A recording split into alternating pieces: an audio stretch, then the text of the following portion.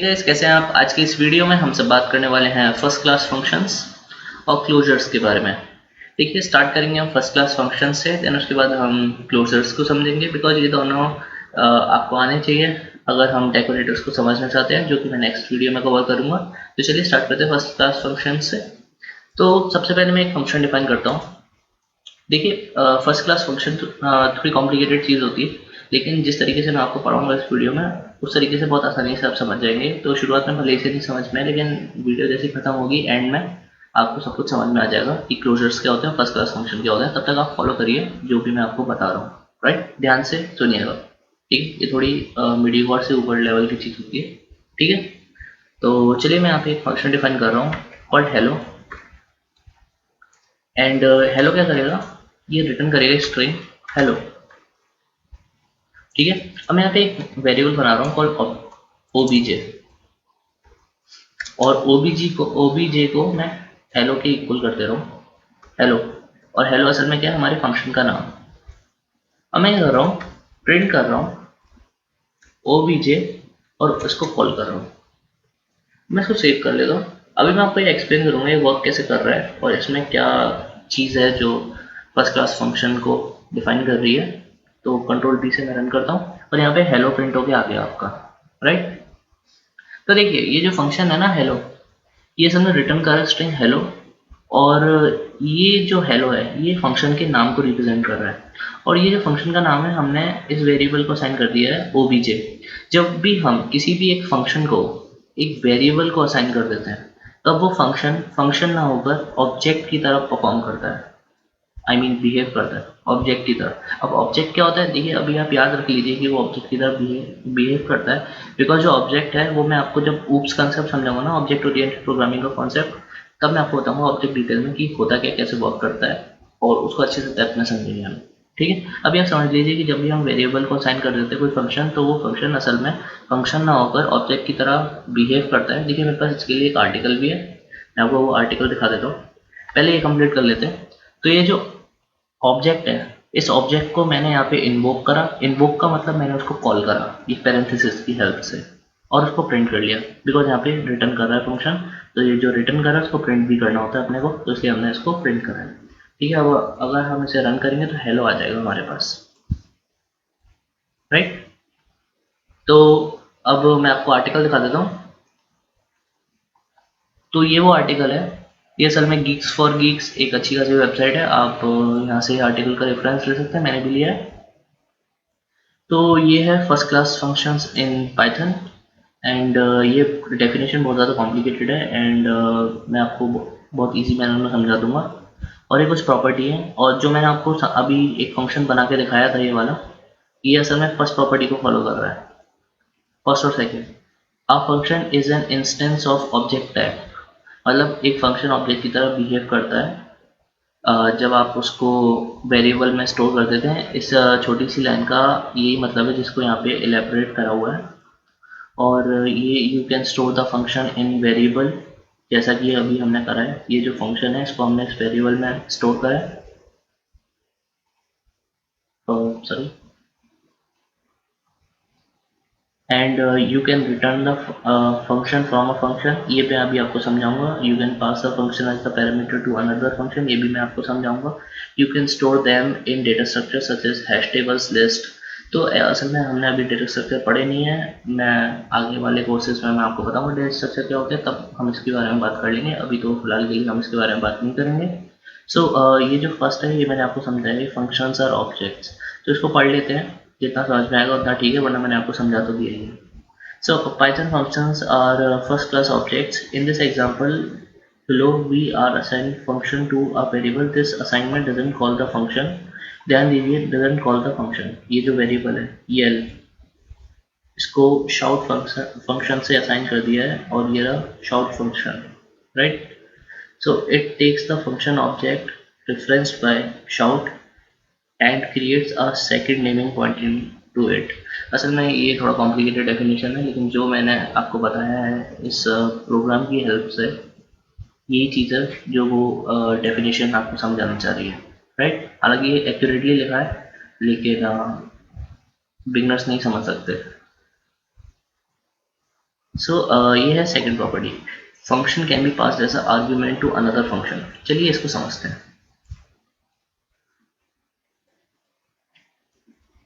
तो यहाँ पे मैंने एक फंक्शन बनाया, फंक्शन का नाम मैं लिख देता हूँ बेसिक। एंड ये बेसिक फंक्शन क्या करता है, ये रिटर्न करता है हेलो। अब ये मत बोलिएगा मैं हर बार हर फंक्शन में हेलो क्यों रिटर्न कर रहा हूँ, तो जस्ट कॉमा और लगा देता हूँ। एंड यहाँ पे मैं एक और फंक्शन करता हूँ कॉल, लिखता हूँ नेम। एंड ये असल में एक आर्ग्यूमेंट लेगा कॉल्ड फंक, कुछ भी नाम दे सकते हो आप आर्ग्यूमेंट का, मैंने फंक दे दिया है।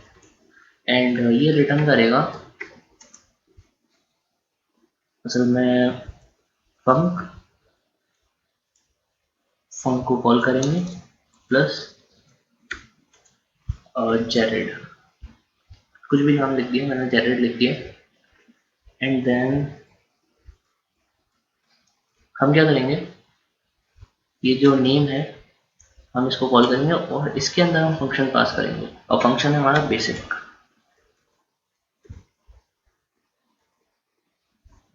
बेसिक हमने पास कर दिया। अब क्या करेंगे, हम इसको प्रिंट कर लेंगे। अब रन करते हैं तो यहाँ पे हेलो जेरेड आ गया आपका, right, hello Jared.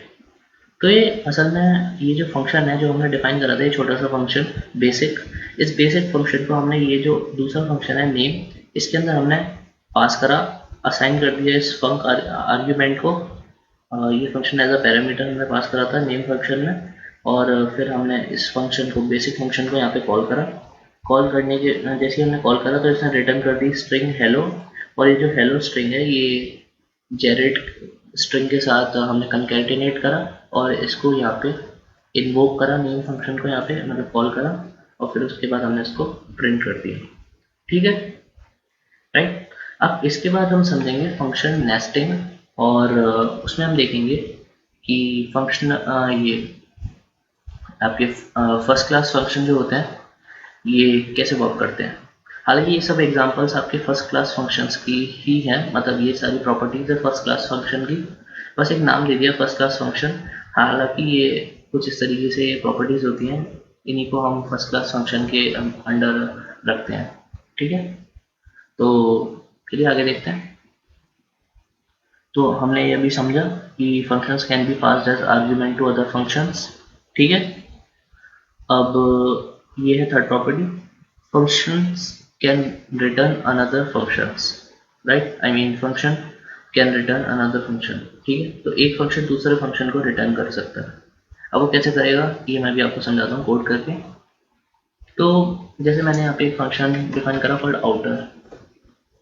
Outer function define करने के बाद मैंने यहाँ पे क्या करा, सॉरी, एक फंक्शन और डिफाइन कर दिया कॉल्ड इनर। अब आउटर फंक्शन को मैं एक वेरिएबल दे रहा हूँ x और इनर को एक वेरिएबल दे रहा हूँ y। अब ये जो इनर फंक्शन है इसमें रिटर्न करेगा x प्लस वाई। क्लोजर में मैं इसको और अच्छे से आपको समझाऊंगा, अभी बेसिक है ये, बहुत बेसिक है ये, फर्स्ट क्लास फंक्शन का ये बहुत ज़्यादा बेसिक है। मैं एक्चुअली बहुत ज़्यादा बेसिक इसलिए ले रहा हूँ जिससे आपको समझ में आ जाए, ये थोड़ा कॉम्प्लिकेटेड टॉपिक होता है। एंड में मैं एक्चुअली आपको एक अच्छा खासा प्रोग्राम बना के दिखाऊंगा और उसमें आपको अच्छे समझ में आएगा कि रियल वर्ल्ड यूज़ क्या होता है क्लोजर्स का और फर्स्ट क्लास फंक्शन का, राइट। तो एंड तक वीडियो ज़रूर देखिएगा। तो यहाँ पे मैंने रिटर्न करा एक्स प्लस वाई, और अब क्या करूँगा मैं, यहाँ पे रिटर्न कर दूंगा मैं इनर को। ठीक है, पहले मैं एक कोड लिख लेता हूँ फिर मैं आपको एक्सप्लेन कर दूंगा। तो यहाँ पे एक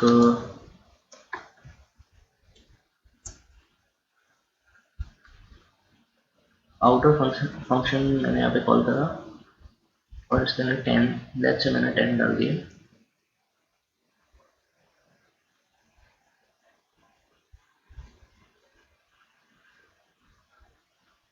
एंड यहाँ पे मैंने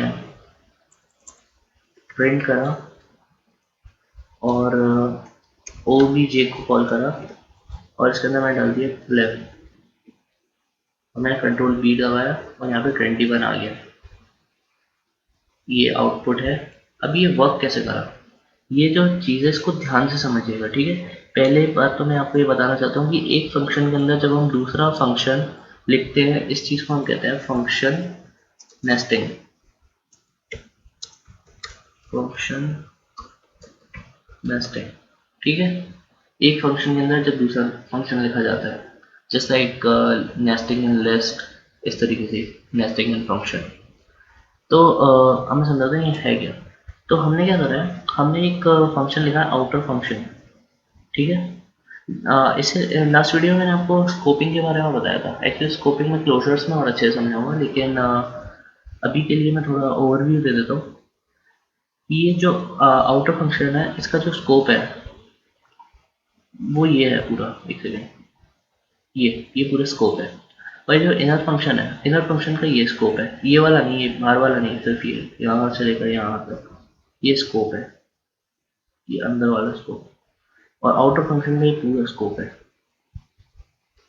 और इनर का ये अंदर वाला। स्कोपिंग मैंने लास्ट वीडियो में आपको अच्छे से बताई है। अभी इस पे आते हैं। तो इस पे क्या है कि जो आउटर फंक्शन है और जो इनर फंक्शन है, हमने क्या करा है यहाँ पे एक वेरिएबल डिफाइन किया और ओबीजे। ओबीजी ओबीजे जो वेरिएबल था, इसके सामने मैंने आउटर फंक्शन को कॉल करा और इसके अंदर मैंने एक वैल्यू पास करी एक्स पैरामीटर को, जो कि है 10। अब जैसे मैंने 10 पास करी और यहाँ पे आउटर फंक्शन को कॉल करा, तो आउटर फंक्शन ने असल में एक्स को 10 वैल्यू तो असाइन कर दी, लेकिन उसी के साथ साथ इनर फंक्शन रिटर्न कर दिया। अब ये जो इनर फंक्शन है, ये इनर फंक्शन ऑब्जेक्ट को असाइन हो गया। अब जैसे ही ऑब्जेक्ट को असाइन हो गया, तो ये जो इनर फंक्शन है ये फंक्शन नहीं रहा, जैसा कि मैंने आपको ऊपर बताया था। अब ये ऑब्जेक्ट की तरह बिहेव करेगा। तो फिर मैंने क्या करा, इस ऑब्जेक्ट को यहाँ पे कॉल किया और इसके अंदर 11 वैल्यू पास करी, और 11 वैल्यू किसके पास गई, y के पास। अब ये जो y है, y की वैल्यू 11 थी और जो x में हमने पास करी थी वो वैल्यू 10 थी। अब 10 प्लस 11 आपका हो गया 21, जो कि हमें आउटपुट मिला था, राइट। अब ये जो इनर फंक्शन है, इनर फंक्शन का जो स्कोप है वो तो इसके अंदर है, ये इतना, यहाँ से लेकर यहाँ तक का ये जो स्कोप है इसके अंदर है, जहाँ पे रिटर्न लिखा हुआ है, ये जो अंदर का स्कोप है ना, ये इनर फंक्शन का यही स्कोप है, ये वाला। तो ये कैसे आउटर फंक्शन के पैरामीटर को यूज कर सकता है, बिकॉज इनर फंक्शन यूज कर रहा है ना आउटर फंक्शन के पैरामीटर को। असल में ये जब इनर फंक्शन आउटर फंक्शन के पैरामीटर को यूज करता है, उसी प्रॉपर्टी को असल में हम कहते हैं क्लोजर की प्रॉपर्टी, राइट। क्लोजर में एक्चुअली और भी बहुत चीज़ें होती हैं जो कि मैं आपको अभी थोड़ी देर में समझाऊंगा, लेकिन अभी के लिए इतना है कि जो इनर फंक्शन है वो आउटर फंक्शन के पैरामीटर को यूज़ कर रहा है, एक्स को, उसकी वैल्यू यूज़ कर रहा है 10, और इनर फंक्शन अपने पैरामीटर को तो यूज़ कर ही रहा है 11, और दोनों को ऐड करके हमें फाइनल रिजल्ट दे रहा है 21, ठीक है। तो आपको समझ में आ गया कि कैसे वर्क करा। एंड ये भी एक प्रॉपर्टी होती है आपके फर्स्ट क्लास फंक्शन की।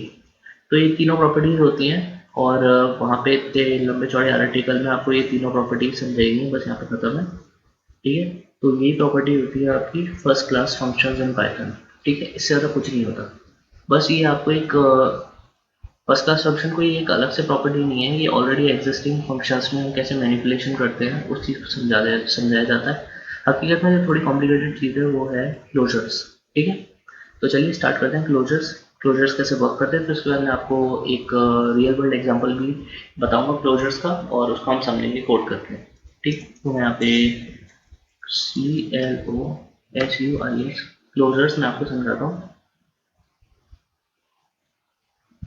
एंड क्लोजर्स के लिए भी एक्चुअली मेरे पास एक आर्टिकल है, मैं आपको दिखा देता हूँ। ये है, ये सर में क्लोजर्स, पाइथन क्लोजर्स। सो यहाँ पे कुछ लिखा हुआ है, ये पढ़ लेते हैं। Before seeing what are closure is, we have to first understand what are nested functions and non local variables. तो ये जो नॉन लोकल और लोकल वेरिएबल्स है, ये तो मैंने आपको लास्ट वीडियो में बता ही दिया था, ग्लोबल स्कोप, लोकल स्कोप। खैर, अगर अभी मैं आपको थोड़ा ओवरव्यू दे दूंगा लोकल और नॉन लोकल वेरिएबल्स कौन से होते हैं, और नेस्टेड फंक्शन तो मैंने अभी अभी जस्ट आपको बताया है। और उसके अलावा ये यहाँ पे भी इन्होंने एग्जांपल दे रखा है, ये आउटर फंक्शन है, इनर फंक्शन है, एंड इस तरीके के फंक्शन को असल में हम कहते हैं नेस्टेड फंक्शंस। मैं फिलहाल इस कोड को कॉपी कर लेता हूँ और इस कोड को मैं आपको दिखाता हूँ ये वर्क कैसे कर रहा है, और फिर हम पाइथन क्लोजर के ऊपर बात करेंगे, राइट। तो ये है inner function, nested function sorry, and मैं इसको रन करता हूँ। तो यहाँ पे ये प्रिंट होके आ गया है। अब इसका मतलब क्या है कि जैसे आउटर फंक्शन है और text equal to text def inner function print text inner functions, और मैं आपको समझाता हूँ फंक्शन असल में वर्क कैसे करता है।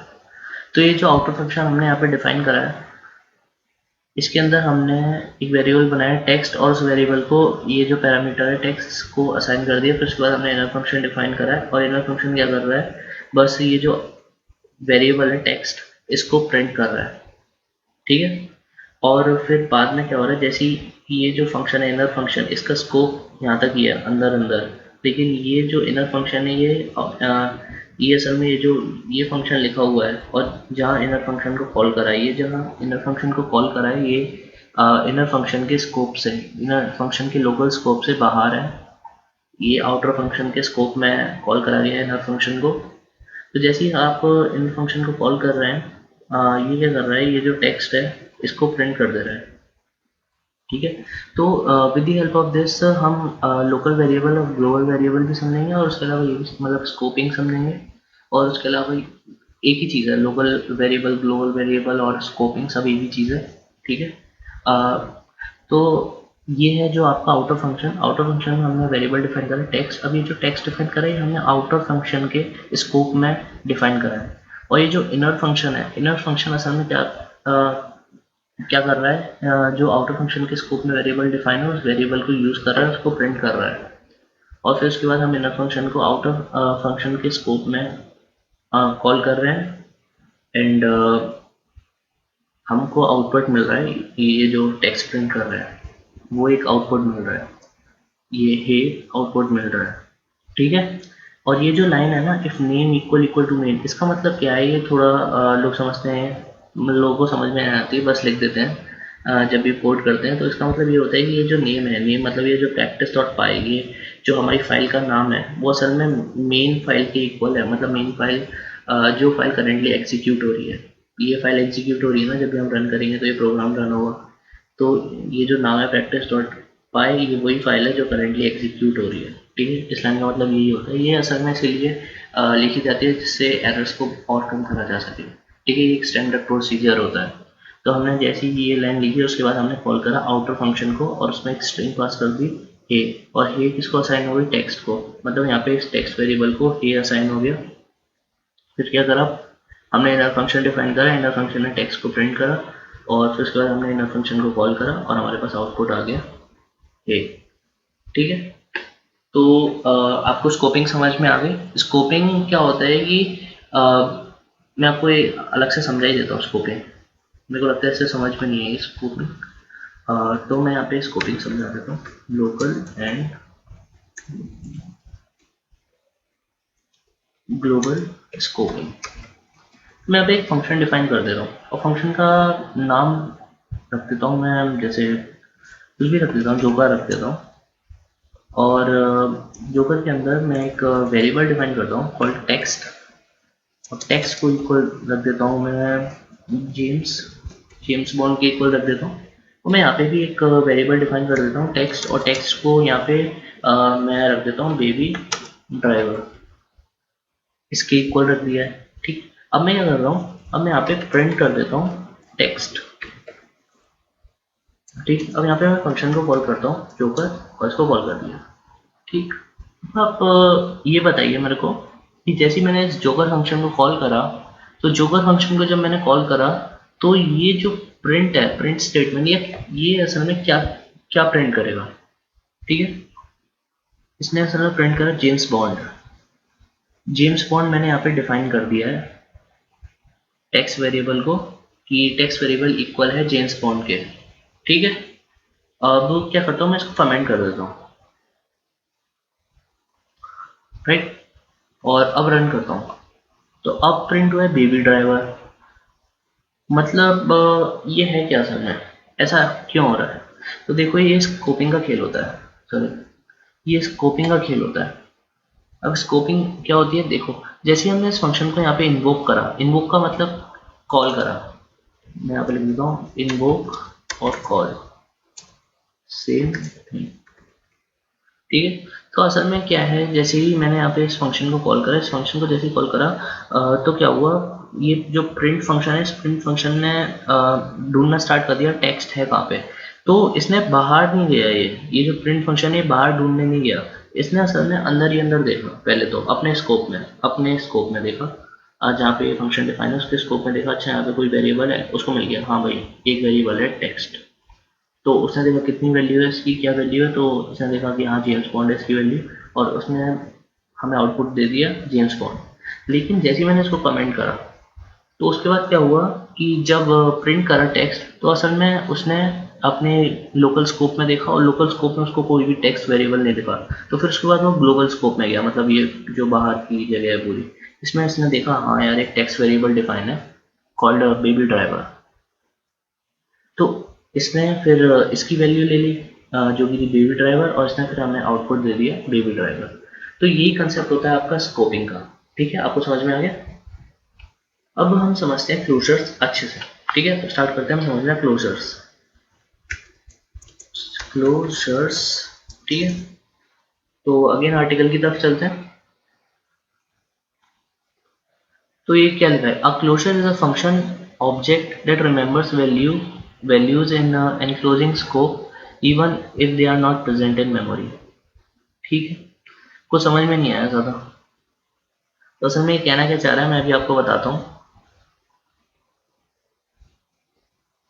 तो ये असल में एक फंक्शन मैं कॉपी कर लेता हूँ, और फिर मैं आपको, ये वही फंक्शन है जो हमने कुछ देर पहले कॉपी करा, कुछ कुछ लगभग वैसे ही है,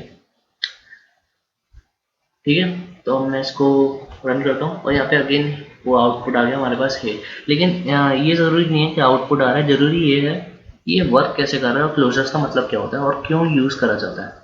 तो देखिए मैं इसके बाद आपको एक अच्छा सा प्रोग्राम बना के दिखाऊंगा, अभी फ़िलहाल ये हम समझ लेते हैं क्या है। तो ये जो टेक्स्ट वेरिएबल हमने डिफाइन करा है, इसको हमने इस पैरामीटर के इक्वल रख दिया है। फिर उसके बाद क्या हुआ है कि ये जो इनर फंक्शन है, ये इसके पास प्रॉपर्टी है कि इसको प्रिंट करना है टेक्स्ट। तो सबसे पहले तो प्रॉपर्टी क्लोजर की ये होती है कि ये जो टेक्स्ट है ये तो आउटर स्कोप का वेरिएबल है। अब ये जब आउटर स्कोप का वेरिएबल है तो ये इनर फंक्शन कैसे इसको प्रिंट कर सकता है। तो इस चीज़ को हेल्प करने में क्लोजर प्रॉपर्टी हमें मतलब हेल्प करती है। ये प्रॉपर्टी क्लोजर की वजह से हमें देखने को मिलती है कि जो ये आउटर फंक्शन का स्कोप है इसको हम एक्सेस कर पा रहे हैं इनर फंक्शन में। कहने का मतलब ये है, मैं आपको आर्टिकल से समझाता हूँ। आर्टिकल में लिखा होगा स्कोपिंग के बारे में,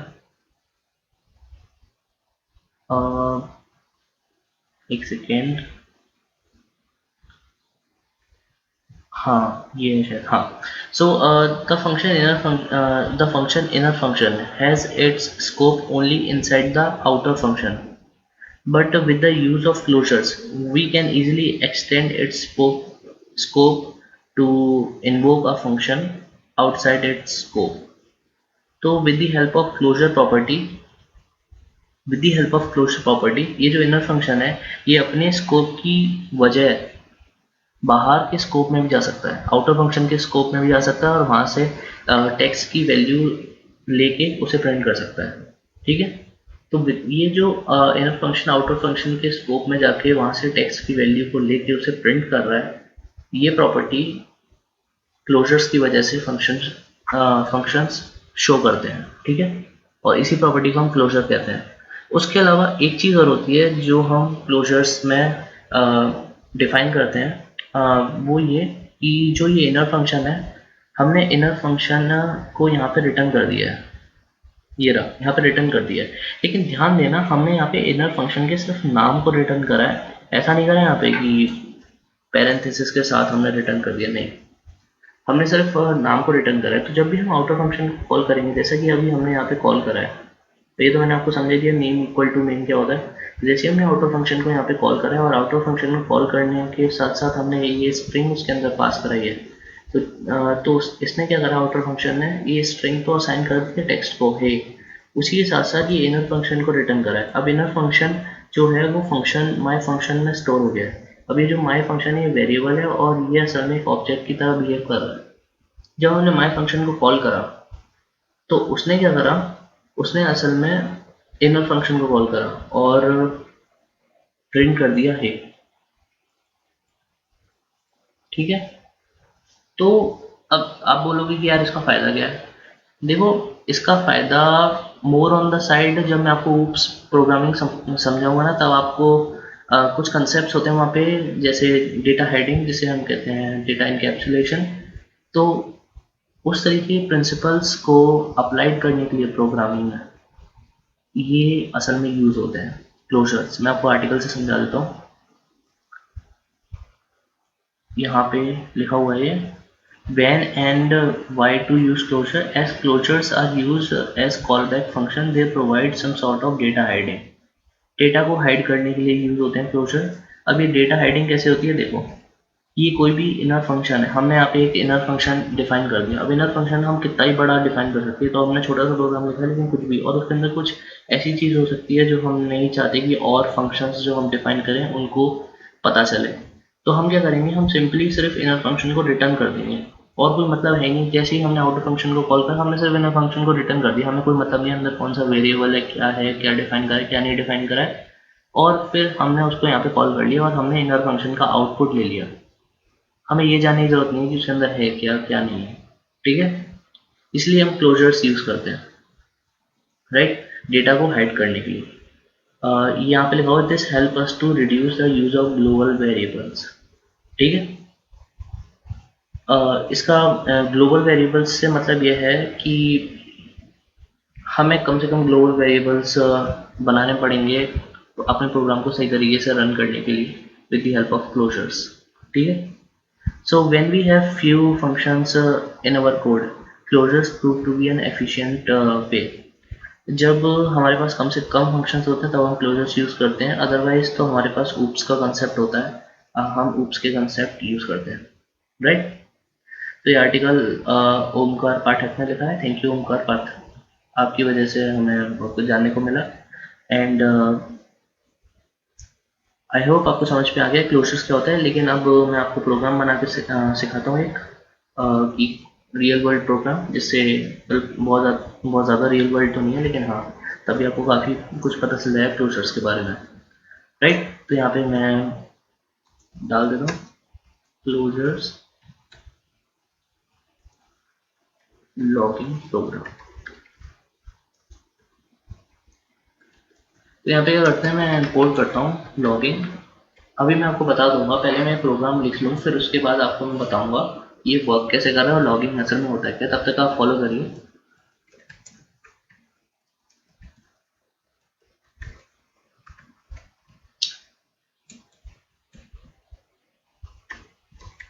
logging dot basic config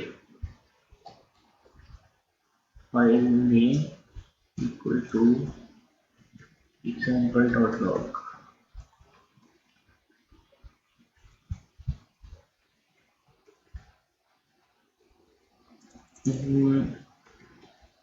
equal to login dot info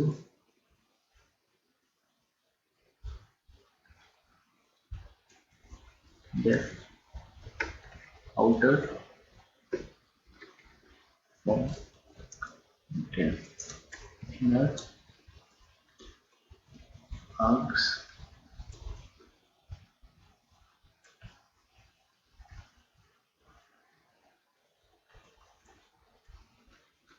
और इसके बाद हम क्या करेंगे, यहाँ पे लॉगिन डॉट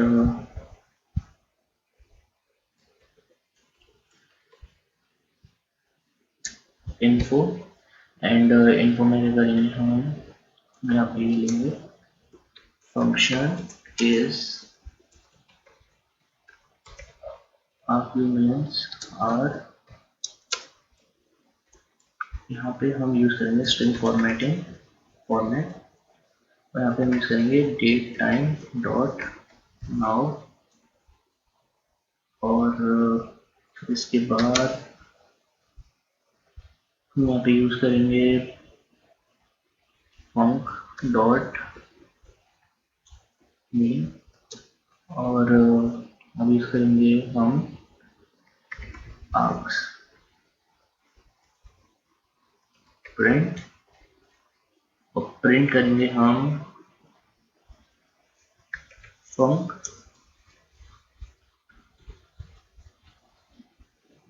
आर्क्स, और यहाँ पे हम रिटर्न कर देंगे inner.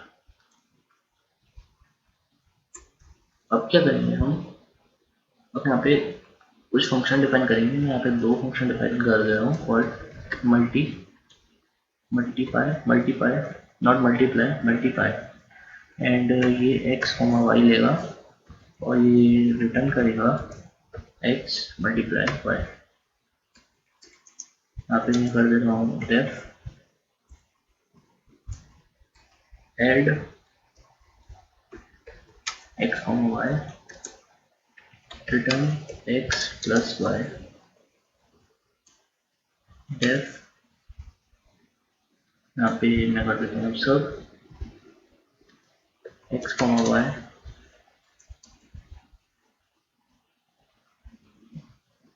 Return x minus y। अब क्या करेंगे हम, यहाँ पे एक वेरिएबल बनेंगे कॉल्ड ऐड लॉगर, कुछ भी बना दो वेरिएबल, तो मैंने बना दिया add logger, and add logger is equal to, ये जो आउटर फंक्शन है ना, हम इसको कॉल करेंगे आउटर। आउटर के अंदर हम पास करेंगे मल्टीप्लाई, सिर्फ नाम पास करेंगे, कॉल नहीं करेंगे। ऐसा क्यों कर रहे हैं अभी मैं आपको बताऊंगा, पूरा एक्सप्लेन करूंगा अभी मैं। एंड यहाँ पे हम सब लॉगर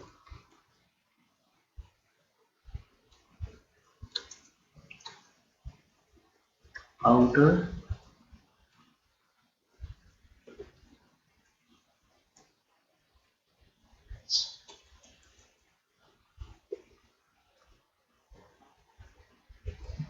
इसके बाद add, I mean sorry, multi logger equal to outer. Outer के अंदर हम पास करेंगे मल्टीप्लाई,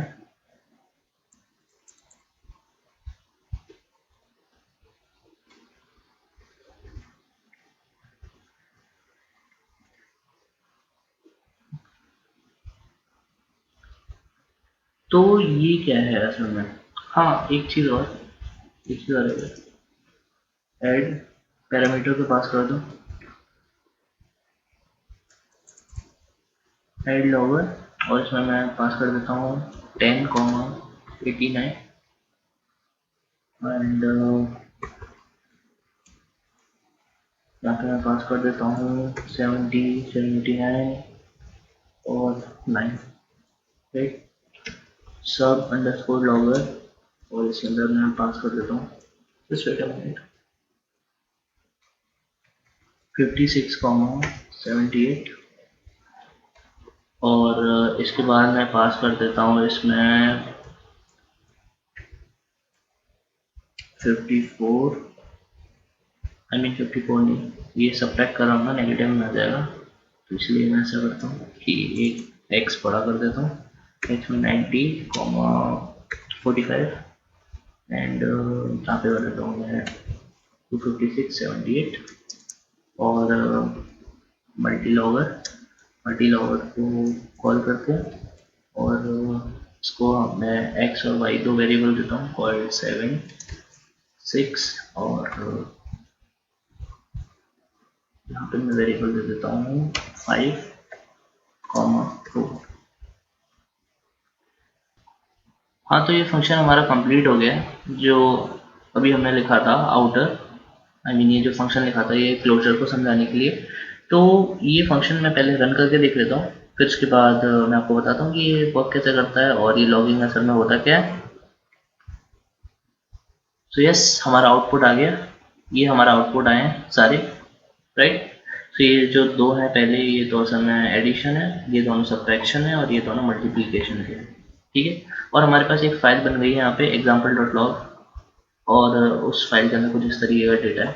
अभी आपको समझ में नहीं आएगा ये असल में है क्या, तो देखो यार मैं समझा देता हूँ। सबसे पहले स्टार्ट करते हैं लॉगिंग से, कि लॉगिंग होता क्या है। तो देखो, मेरे पास एक आर्टिकल है, उसके पास चलते हैं एंड फिर मैं आपको समझाता हूँ।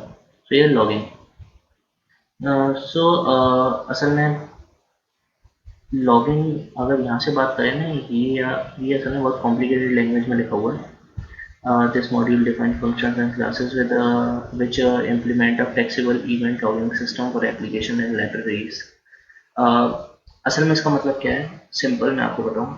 इसमें यहाँ पे भी लिखा हुआ था कि benefit of having the logging API provided by standard library module is that all function modules can participate in logging, so your application log can include your own message, integrated message from the third-party module. This module provides a lot of functionality and flexibility, and if you are unfamiliar with logging, the best way to get to grips with it is to see tutorials. मैं आपको सही बताऊं क्या है इसका मतलब, ये असल में कॉम्प्लिकेटेड डेफिनेशन है। लॉगिंग का मतलब ये होता है कि जो आपके सॉफ्टवेयर होते हैं ना, सॉफ्टवेयर बहुत ज़्यादा कोड से लिखा होता है, बहुत सारे कोड्स होते हैं उसमें।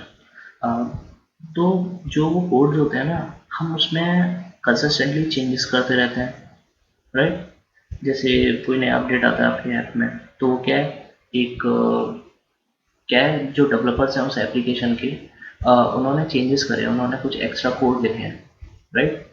तो जब वो एक्स्ट्रा कोड लिखते हैं तो उससे होता क्या है कि एप्लीकेशन का बिहेवियर चेंज हो जाता है। ऑब्वियसली बात है, उन्होंने कुछ एक्स्ट्रा फंक्शनैलिटी डाली है, लेकिन जब वो उसको डिप्लॉय करते हैं सर्वर पे, तो उससे होता क्या है कि मे बी जो एग्जिस्टिंग फंक्शन है ना, सारे के सारे जो पहले से परफॉर्म करता था ऐप, जब तक अपडेट नहीं दिया था डेवलपर्स ने, तब वो ढंग से काम नहीं कर रहा है। मतलब जब डिप्लॉय कर दिया उसके बाद वो ढंग से काम नहीं कर रहा है, कहीं ना कुछ प्रॉब्लम हो गई है। पहले तो ऐप सही तरीके से काम करता था, लेकिन जैसे ही तुमने नए फंक्शंस और नए प्रोग्राम्स को डिप्लॉय करा सर्वर पे, तो क्या हुआ, कुछ फंक्शंस काम नहीं कर रहे हैं ढंग से। अब वो काम क्यों नहीं कर रहे हैं और कहाँ का दिक्कत आ रही है, इन चीज़ों का जो रिकॉर्ड होता है, वो असल में आप अपने हिसाब से डिफाइन कर सकते हो, राइट। इससे क्या होता है कि आप उस ऐप को अच्छे से मेंटेन कर सकते हो। ये एक स्टैंडर्ड प्रोसीजर होता है किसी भी एक प्रोडक्शन लेवल एप्लीकेशन को, जब हम डिप्लॉय करते हैं या उसमें चेंजेस करते हैं, राइट। तो उन चेंजेस को मैनेज करने के लिए, या फिर किसी भी तरीके का उसमें बग है उसको डिबग करने के लिए, हम लोग लॉगिंग यूज़ करते हैं, ठीक है। और उन लॉगिंग का रिकॉर्ड्स इस तरीके से आप कहीं पे भी स्टोर कर सकते हो, जैसे कि अभी हमने एक टेक्स्ट फाइल में स्टोर कर दिया है। और आप सब कुछ रख सकते हो कि कौन से समय पे क्या समय था, किस तरीके का आपने अपडेट दिया था। हमने तो यहाँ पे ये स्टेटमेंट डाल दिया, लेकिन जो इंजीनियर्स होते हैं वो डालते हैं कि हाँ भाई, हमने इस बटन को दबाने से एक्स्ट्रा क्या फंक्शनैलिटी और परफॉर्म कर सकता है हमारा ऐप या हमारी वेबसाइट। उस तरीके की कोई भी नई फंक्शनैलिटी आपने ऐड करी है कितने समय पे, और एक्स्ट्रा डिटेल्स आप ऐड कर सकते हो, जिससे जब टेस्टिंग टीम होगी ना, वो इजीली उस ऐप को टेस्ट कर पाए और समझ पाए कि हाँ भाई, कहाँ क्या बग है। क्योंकि इतना बड़ा जो ऐप होता है और जो वेबसाइट होती है, उसका कोड बहुत बड़ा होता है। आप एक एक लाइन देख के नहीं पता कर सकते कि कहाँ पे दिक्कत है। आपको इस तरीके का एक लॉगिंग सिस्टम चाहिए ही होता है, ठीक है। तो आपको समझ में आ गया होगा कि लॉगिंग क्या होता है। अब मैं आपको एक प्रोग्राम समझाता हूँ और उसमें हम कैसे यूज़ कर रहे हैं क्लोजर्स, ये भी मैं आपको समझाता हूँ। तो हमने इंपोर्ट कर दिया लॉगिंग मॉड्यूल, और उसके अलावा हमने डेट टाइम मॉड्यूल भी इंपोर्ट कर दिया। तो उसके बाद हमने यहाँ पे कॉन्फ़िगर कर दिया। ये असल में बेसिक कॉन्फ़िगरेशन लाइन है, जो कि आप इजीली समझ सकते हो। जब आप पाइथन की ऑफिशियल वेबसाइट पे डॉक्यूमेंटेशन पढ़ोगे आप लॉगिन का, तो आपको यहाँ पे पता चल जाएगा, ठीक है। तो यहाँ पे हमने कॉन्फ़िग करा लॉगिन को कि हमें फाइल नेम, फाइल कौन सी क्रिएट करनी है, example.log। और ये लेवल क्या होते हैं असल में, ये लेवल मैं समझाता हूँ। Level equal to logging dot info, ये असल में क्या होता है मैं आपको बताता हूँ।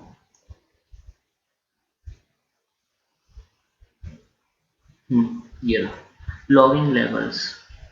तो लॉगिंग लेवल्स अगर इस डेफिनेशन से आप गो थ्रू करेंगे तो ये थोड़ी कॉम्प्लिकेटेड है, लेकिन मैं आपको समझाता हूँ।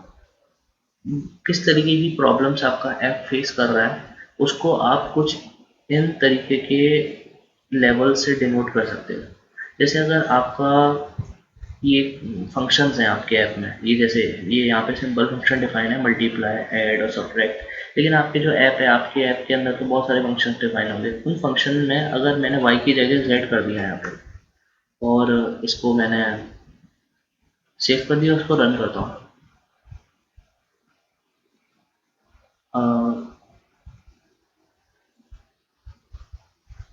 सॉरी, अब रन करता हूँ। यहाँ पे एरर क्यों नहीं है?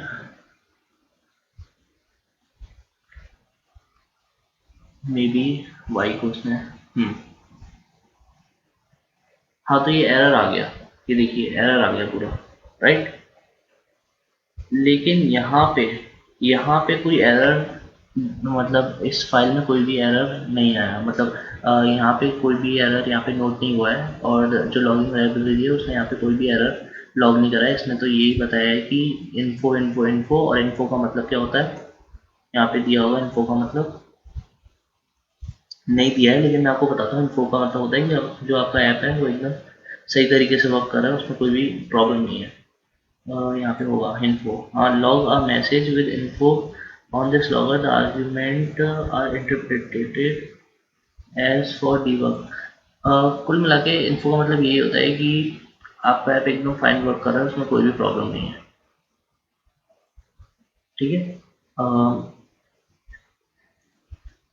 और यहाँ पे कोई भी प्रॉब्लम नहीं शो हो रही है। मैं इसको एकदम सही कर देता हूँ।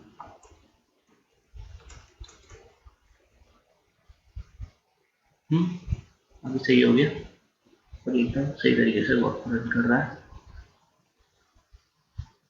और ये सारे रिकॉर्ड्स हो रहे हैं। जब जब हम प्रोग्राम रन कर रहे हैं तब तक सारे लॉग्स उसके रिकॉर्ड होते जा रहे हैं, ठीक है। तो इन्फो का मतलब ये होता है कि आपका प्रोग्राम के अंदर जितनी फंक्शंस हैं, या जो जिस तरीके की भी आपने यूनिट टेस्टिंग डिफाइन कर रखी है, वो एकदम प्रॉपरली रन कर रही है। वार्निंग का अपना मतलब होता है कि हाँ भाई, कुछ बग है जो आपको फ्यूचर में तकलीफ दे सकता है, या फिर अभी प्रॉब्लम क्रिएट कर सकता है। ये है कि आपका प्रोग्राम रन नहीं कर रहा, उसमें ये एरर आ रहा है, इस तरीके का लॉग डिफाइन करता है लॉग फाइल में। क्रिटिकल मतलब आपका सिस्टम से डेटा लीक हो सकता है, या कुछ इस तरीके का सर्वर में मिसकन्फिग्रेशन है, इस तरीके की चीज़ें क्रिटिकल आपको डिनोट करता है। डीबग और नॉट सेट, इनके भी अपने अपने काम होते हैं, मेरे को एक्चुअली एक ध्यान नहीं है, आप चेक कर सकते हो ये सब लेवल। तो इस तरीके के लेवल्स आप डिफाइन कर सकते हैं यहाँ पे। हमने ये डिफाइन करा है कि लॉगिंग डॉट इन्फो, मतलब आप बस ये बताओ बताओ कि जो फंक्शन है वो एकदम फाइन वर्क कर रहे हैं। और इसमें बहुत तरीके से आप डिफाइन कर सकते हो। खैर अभी हमें डेप्थ में नहीं जाना लॉगिंग में और यूनिट टेस्टिंग में, उसके लिए हम बाद में वीडियो बनाएंगे। एंड अभी हम चलते हैं क्लोजर्स की तरफ। तो ये आउटर है, ये इनर है। एंड इनर लूप के अंदर, आई मीन इनर फंक्शन के अंदर, ये मैंने लाइन डिफाइन करी है कि लॉगिन डॉट इन्फो की, मतलब आप लॉगिन फाइल में क्या इन्फॉर्मेशन देती है। सबसे पहले मैंने यहाँ पे आपको पता है, मैंने पहली वीडियो में आपको बताया था कि स्ट्रिंग फॉर्मेटिंग क्या होती है। तो उसमें मैंने यहाँ पे दे दिया डेट टाइम डॉट नाउ। जब भी हम किसी भी एक फंक्शन को रन करें तो उस समय जो भी टाइम हो रहा हो, वो टाइम यहाँ पे, ये जो टाइम है ये यहाँ से यहाँ तक यहाँ पे आप नोट कर दें। और उसके अलावा फंक्शन का नाम, कि कौन सा फंक्शन आप कॉल कर रहे हैं, जैसे कि यहाँ पे multiply, subtract, addition, multiply multiply subtract, addition, इस तरीके के फंक्शन के नाम। और आर्ग्यूमेंट्स, ये आर्ग्यूमेंट्स कौन कौन से आर्ग्यूमेंट्स हैं जो कि यहाँ पे आर्ग से पता चल रहे हैं। और सिंपल यहाँ पे मैंने क्या करा, प्रिंट कर दिया फंक्शन को कॉल करके। और वो फंक्शन किन को डिफाइन कर रहे हैं, इन सबको, मल्टीप्लाई, एडिशन, सब्ट्रैक्शन। और आर्ग्यूमेंट्स, जो भी हम आर्ग्यूमेंट्स यहाँ पे पास कर रहे हैं, एक्स और वाई। अब ये वर्क कैसे कर रहा है, और फिर हम फाइनली इनर फंक्शन को रिटर्न कर रहे हैं। तो अब ये कैसे वर्क कर रही है, हमने तीन फंक्शन यहाँ पे डिफाइन कर दिए, और यहाँ पे हमने अलग वेरिएबल बनाए हैं। ऐड लॉगर, ऐड लॉगर को क्या करा है, हमने आउटर फंक्शन को हमने कॉल करा है, और इसके अंदर हमने कोई भी इन सब में से एक फंक्शन ऐड कर दिया है। जैसे ऐड लॉगर में मैंने गलती से मल्टीप्लाई डाल दिया है, लेकिन ऐड ऐड ही डाल दो आप, बात तो एक ही है। मैंने मल्टीप्लाई डाल दिया, तो क्या हो रहा है, जैसे मल्टीप्लाई मैंने इसके अंदर डाला तो फंक जो आर्ग्यूमेंट है उसको मल्टीप्लाई फंक्शन असाइन हो गया है, जो कि ये वाला फंक्शन है। हमने फंक्शन एज अ पैरामीटर यहाँ पे पास करा है। तो जैसे हमने इसको पास करा, यहाँ पे आउटर फंक्शन को इन्वोक करा, वैसे क्या हुआ कि इनर फंक्शन रिटर्न कर दिया आउटर फंक्शन ने, और इनर फंक्शन ऐड लॉगर को असाइन हो गया, राइट। जब भी हम ऐड लॉगर को कॉल करेंगे तो असल में हम इनर फंक्शन को कॉल करेंगे, और इनर फंक्शन को जब हम कॉल करेंगे तो उसमें आर्ग्यूमेंट्स भी पास कराएंगे। तो जैसे हमने ऐड लॉगर फंक्शन को यहाँ पे कॉल करा, तो मतलब इनर फंक्शन को हमने कॉल करा और उसके अंदर आर्ग्यूमेंट्स डाल दिए 10 और 89। तो इनर फंक्शन को हमने कॉल करा, 10 और 89 डाल दिए आर्ग्यूमेंट्स, तो वो आर्ग्यूमेंट्स उसने यहाँ पे ले लिए और फंक्शन का नाम लिया, जो भी हमने फंक्शन यहाँ पे डाला था, जो कि था मल्टीप्लाई। ये रहा मल्टीप्लाई फंक्शन में आउटर फंक्शन को दिया था, और डेट टाइम वो समय जब हमने इन फंक्शन को एग्जीक्यूट करा, और उसके बाद हमने मल्टीप्लाई फंक्शन को कॉल करा, और उसके अंदर जो आर्ग्यूमेंट्स थे 10 और 89 वो पास कर दिए, और हमारे पास आउटपुट आ गया 10 इंटू 89, राइट। और इस तरीके से हमारा ये जो क्लोजर्स हैं वो अब करते हैं पाइथन में। इससे क्या हुआ कि ये जो डेटा है इसको हमने इनकैप्सुलेट करा, मतलब इस डेटा को हाइड कर दिया आउटर स्कोप से, और जब हमने आउटर फंक्शन को कॉल करा यहाँ पे, तो हमारे पास सिर्फ इनर फंक्शन आया। इनर फंक्शन के अंदर क्या लिखा है इस सब से हमारा कोई मतलब नहीं है, तो इसलिए क्लोजर्स यूज होते हैं आपके डेटा को हाइड करने के लिए भी, राइट। आई होप आपको समझ में आ गया, और ये से और फंक्शंस के साथ भी यही सीन है, और कुछ भी नहीं है। यहाँ पे हमने आर्ग्यूमेंट्स पास करे हैं, और बस यार, आई होप आपको समझ में आ गया होगा क्लोजर्स और फर्स्ट क्लास फंक्शंस क्या होते हैं। एंड वीडियो थोड़ी लंबी हो गई बिकॉज मैं चाहता था अच्छे से डेप्थ में आपको समझाऊँ और आपको अच्छे से समझ में आए। तो बस यार, आज के लिए सिर्फ इतना ही। मिलते हैं नेक्स्ट वीडियो में, और नेक्स्ट वीडियो में मैं आप सबसे बात करूंगा डेकोरेटर्स के बारे में। और डेकोरेटर्स बहुत कॉम्प्लिकेटेड टॉपिक है, हर किसी को नहीं समझ में आता है पहली बार में, लेकिन मैं पूरी कोशिश करूंगा अच्छे से वीडियो बनाऊंगा और आपको अच्छे से समझाऊंगा कि डेकोरेटर्स क्या होते हैं और कैसे वर्क करते हैं। मेरे को लगता है मैंने आज लगभग सब कुछ कवर करा दिया है आपको फर्स्ट क्लास फंक्शंस में। एंड इसके जो कॉम्प्लेक्स वर्जन्स होते हैं वो आपको जब आप प्रोजेक्ट बनाओगे ना तभी तक अच्छे से समझ में आएंगे। तो मैं चाहता हूँ कि बेसिक कवर कर दूँ एंड उससे अच्छे से समझा दूँ, देन फर्दर हम लोग इसको कैसे अप्लाई करना है कॉम्प्लेक्स प्रोजेक्ट्स में वो आगे हम सीखेंगे, राइट। तो चलिए, आज के लिए सिर्फ इतना ही। Have a good day guys, bye and take care.